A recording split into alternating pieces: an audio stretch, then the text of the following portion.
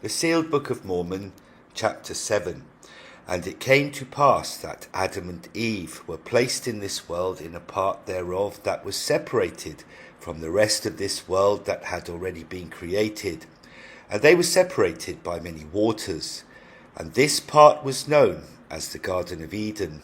And this garden was like unto the world that the brother of Jared had described when he visited the kingdom of the Father and met his eternal mother for the first time. And the brother of Jared beheld that the rest of the world was inhabited by all manner of beasts and fowl, and that fishes were abundant in the seas and in the oceans. Nevertheless, Adam knew nothing of these other beasts and fowls and fishes. Behold, there were also animals that appeared like unto Adam and Eve, they having lived among the order of animals in the other parts of the world. But Adam and Eve knew nothing of them, nor did these other mortal beings know about Adam and Eve. And there were animals in the garden that was prepared for Adam and Eve, yet they were different from those that had been created in the other parts of this world. Nevertheless, the part of the world in which the Garden of Eden was placed also had many other animals, which were also in other parts of the world, but were no longer living there when the garden was prepared for Adam and Eve. And the brother of Jared wrote concerning the many different animals that he had never before seen until this great vision, and marvelled at their greatness and numbers. And it came to pass that the Lord spake unto the brother of Jared, saying, Behold, these other creatures are those that the laws of nature require in order for all things to be brought to pass in order. Behold, one day all creatures will be known by the inhabitants of the earth, so that they may understand how the laws of nature and heaven cannot be altered or changed. For many changes will take place in the parts of the world separated from the garden in which Adam and Eve had been placed, and these changes will prepare the earth to pass through its probationary state, so that it too can receive its paradisical glory. Now I, Moroni, will not dwell much on the things which the brother of Jared learned at this time from the Lord, for these things will be made known at a later time in this record, where the discovery and understanding of these changes in nature and also of these animals will be discovered and understood by the children of men. It sufficeth me to say that the Lord worketh with the laws of nature as they have been decreed from the beginning. Behold, these laws cannot be altered and must be obeyed in order for any eternal work to progress. Even God cannot alter the laws of nature, which are the eternal laws of heaven. Nevertheless, he useth them for his purposes and for his glory. And now I, Moroni, find it expedient to expound upon the words of the brother of Jared, which he wrote concerning the creation of this world, and also the worlds that are nearest unto the sun, which was created by the Father.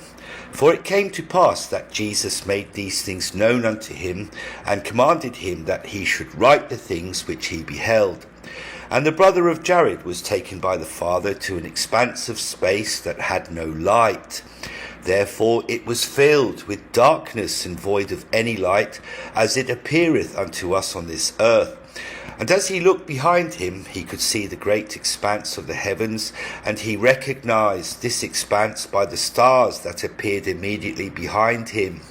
But in front of him there were no stars, neither was there any light that he could behold. And the great expanse of darkness was endless as his eyes beheld it.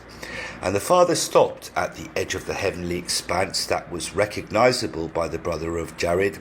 And the Father commanded both the brother of Jared and Jesus to remain at the edge of this great void in the expanse of the heavens.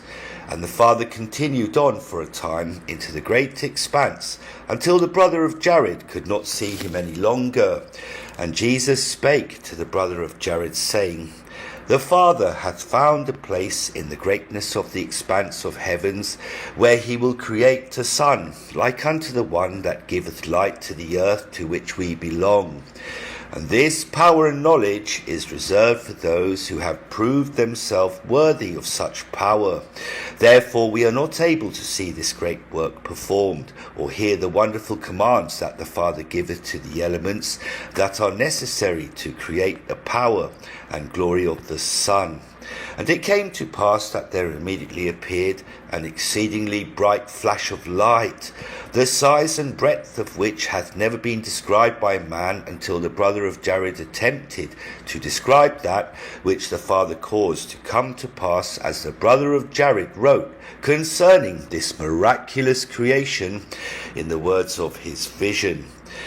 And he wrote, saying, And this exceedingly immense light began to spin perpetually, and as it spun, other elements were present and were attached to the motion of the spinning body of this exceedingly great light.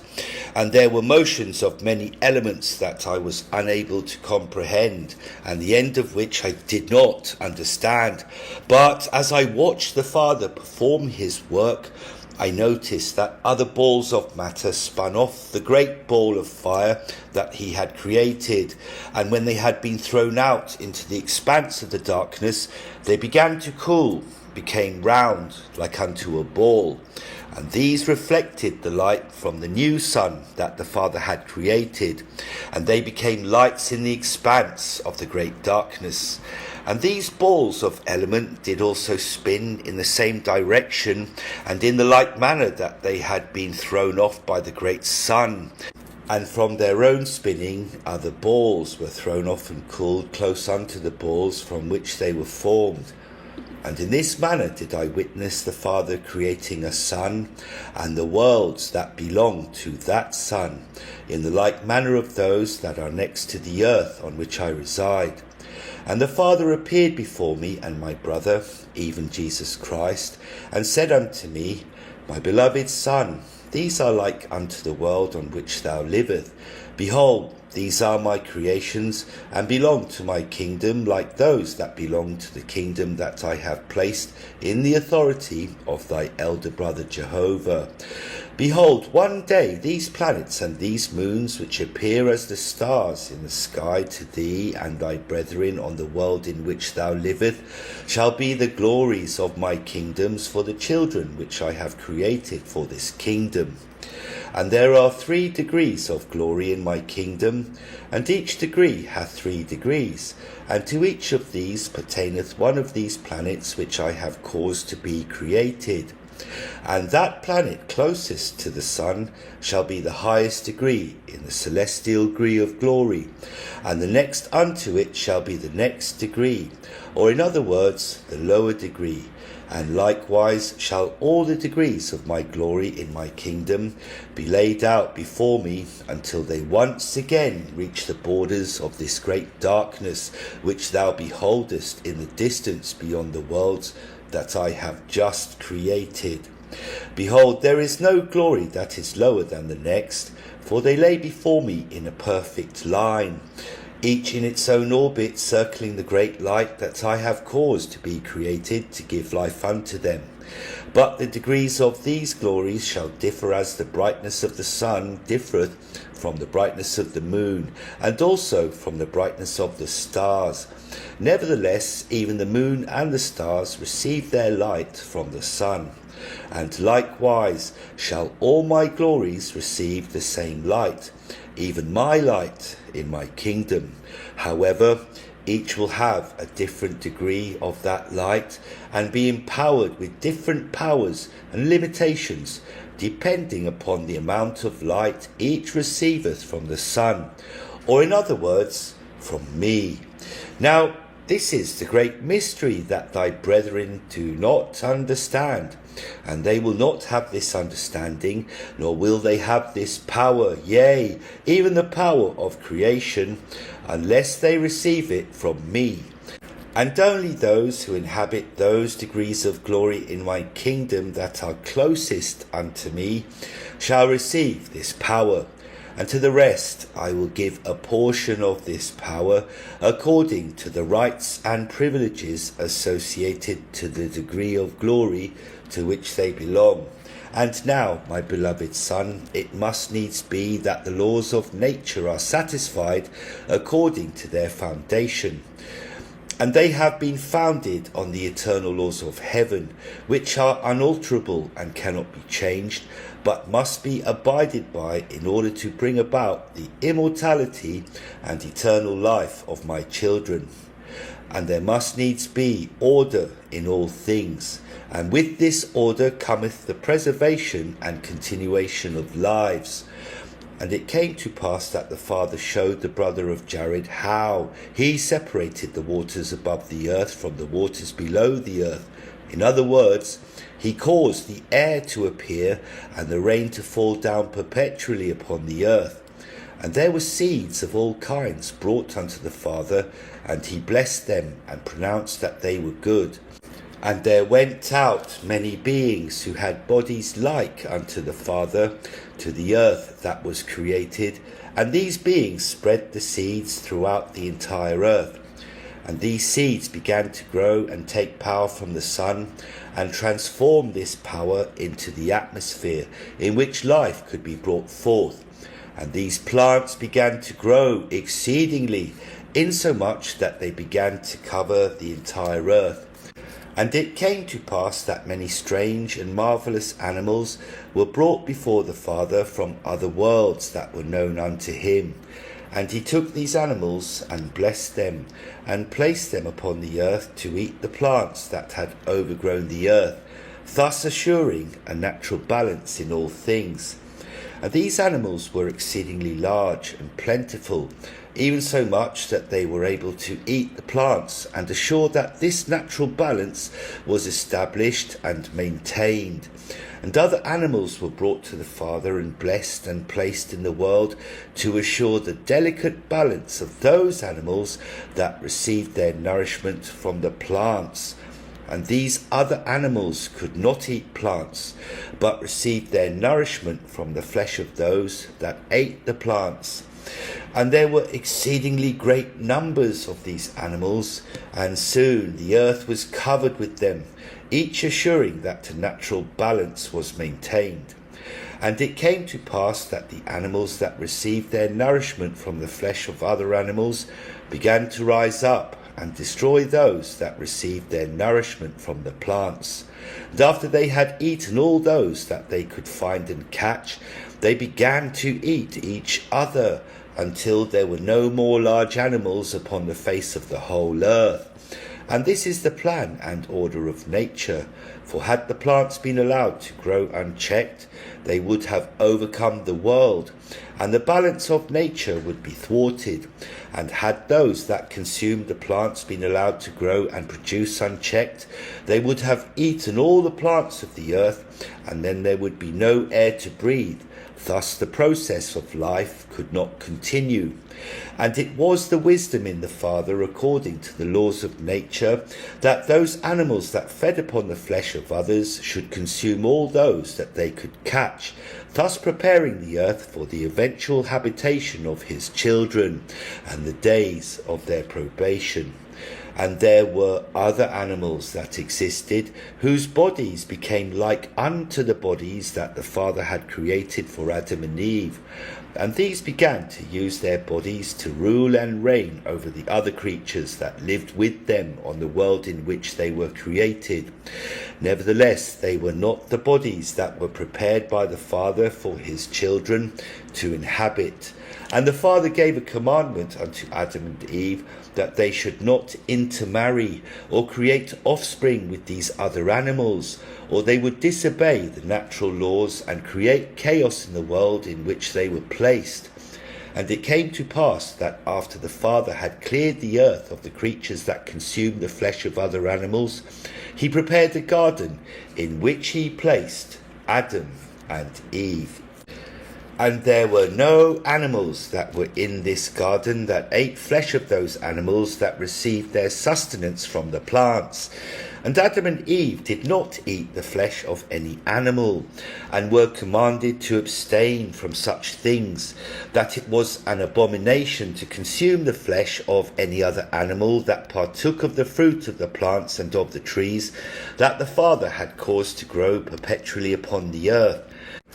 Nevertheless, in other parts of the world, the Father allowed there to remain many animals that ate the flesh of other creatures, to maintain the balance of nature that was intended from the beginning. But in the Garden of Eden there were none. And those animals in the other parts of the earth that were like unto Adam and Eve did also consume the flesh of other animals. But in this they did disobey the laws of nature, and died unnatural deaths because of the things that they did eat. And Adam and Eve lived in the Garden of Eden peacefully, and they did not grow old, nor did they clothe themselves and cover their nakedness. For behold, they did not know that they were naked, for they had never seen an animal that was not naked. And in this state of innocence did they exist forever. And in this state the Father allowed Adam and Eve to live, to show unto all of his children the state in which all would remain, if it so be that they did not enter into mortality and be subjected to the vicissitudes and sorrows of mortal life. And Adam and Eve were ignorant of their nakedness, or in other words, they did not know right or wrong, and were like unto little children. And because they did not understand pain and misery, neither did they understand joy and happiness, and thus they could not understand the felicity of eternal happiness that the Father had explained unto them as spirit children. And while Adam and Eve were living in the Garden of Eden, the rest of the spirit children of the Father were observing all things whatsoever were occurring unto them in the world that the Father had caused to be created for them.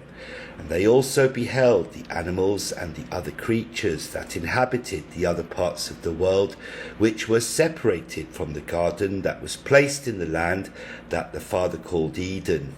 And all the spirits observed as they lived without the laws of God, having been created with instincts that require them to live their lives according to the laws of nature. Nevertheless, these did not have free agency, and were bound by the laws of these instructions that held them in the sphere of their individual creation, which had been given unto them by the Father who had created them. And it was in this way that the Father caused to be taught those of his spirit children who had resided with their eternal mothers in his kingdom. For behold, it was the purpose of the Father to teach his spirit children the laws that pertain to the eternal happiness that they desire. And the Father caused a veil to be placed in the world that he had created, and this veil allowed those who were made of spiritual element to observe all things whatsoever that transpired in the mortal world, but did not allow those of the world or those who were mortal to observe the things of the spirit world. And this he did by way of the eternal laws of nature. And this law is predicated upon the functions of light, which are reflected according to the element to which they react, thereby causing some things of element to be seen by the mortal eye, and other things to be seen only by and through the power of the Spirit. For behold, even the wind that bloweth upon the face of the earth is the transference of eternal elements from one place to another, that cannot be seen by the mortal eye. And the Spirit can also move in the realm in which it hath been placed. And when it moveth, being created of eternal element, it also displaceth the other elements that exist. And in this way a spirit createth the sensation of wind that is felt by a mortal. Nevertheless, a mortal cannot see the Spirit unless he or she is allowed this privilege by the gift and power of God. And so it is that all of the children of the Father, whether they are spirit children or those spirits which have taken upon themselves a body of flesh and bone, which is mortality, exist in the same world that was created for them. Therefore, there is a mortal world and also a world of spirit. And in this spirit world, the children of the Father observe and learn all things whatsoever they might learn from observing the actions of those in the mortal realm, which these spirits have either once been a part of, or of which they will one day be a part. Thus we can see the wisdom of God in allowing his children to view the experiences of mortality, whether they are a spirit or a living soul. And in this way, the spirit children were able to observe the lives of Adam and Eve in the Garden of Eden.